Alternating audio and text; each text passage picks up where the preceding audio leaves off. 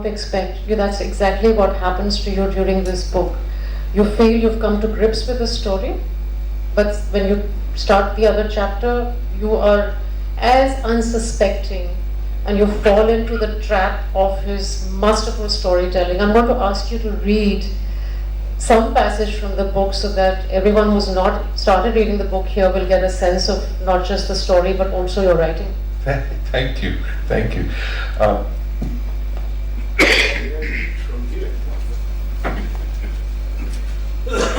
going to choose for you a very short segment which happened exactly 100 years ago. At the beginning of the declaration of the First World War. The person who's speaking is a very young boy. One particular afternoon stands out in my mind. Drawn to the strand by the Ganges on our brougham, accompanied by Sonu Amma. I was dressed in my blue and white sailor suit, my dark brown hair cut in bangs. I still have a picture around that time. When we reached the gardens of the Strand, I noticed an ornamental gate with marigolds all over it, decorated for some special occasion. I heard a military band playing for British soldiers in regimental uniforms, and their ladies, some under hats with whacking feathers. Inside the gate, children ran about among streamers and colored paper decorations, some sucking on candy canes. Before the brougham came to a complete halt, I remember dodging out of Sonu Amma's reach and racing through the gate towards the far counter with all the candy in the world. I tripped and fell, which did not bother me in the least bit, though my sailor suit had a grass stain on it. A regimental soldier reached out and picked me up with ease. I took in with great admiration his navy blue uniform, his red sash and stripes, and the splendid sword at its waist. "Did you hurt yourself, child?"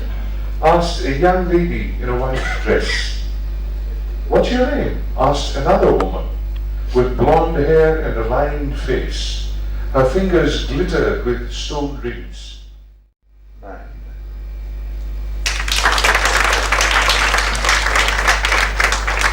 It is strongly reminiscent of the Bengal famine, which also comes up towards the end of the book. And that... To give you a little bit of background, you've heard of Padraig and Brendan, the two friends who went their separate ways. Now, Padraig's mother is Mary Ahern, and before I read this novel, in case you haven't been told, is a series of accounts, of first-person accounts. There are different voices in the novel. Mary Ahern speaks about herself, Brendan speaks about himself, Padraig again speaks about himself. So the different accounts by, I think there are 10 different, if I'm not mistaken. To start with, I'll just quickly give you Padraig's account of his mother so that you have an idea of what kind of woman is going to speak next. My mother, Mary Ahern, stood tall, her flaming hair red gold, a marvelous tangle to her waist. On those days she washed her hair, it would hang straight and burnished. Then, as it dried, and it took time in our island, the natural currents of her hair would begin to crisscross each other as if in preordained order, becoming a mass of curls. A simple toss of the head, a shake with both her strong white hands, fingers wrung through the shiny mane, and it was done, as if all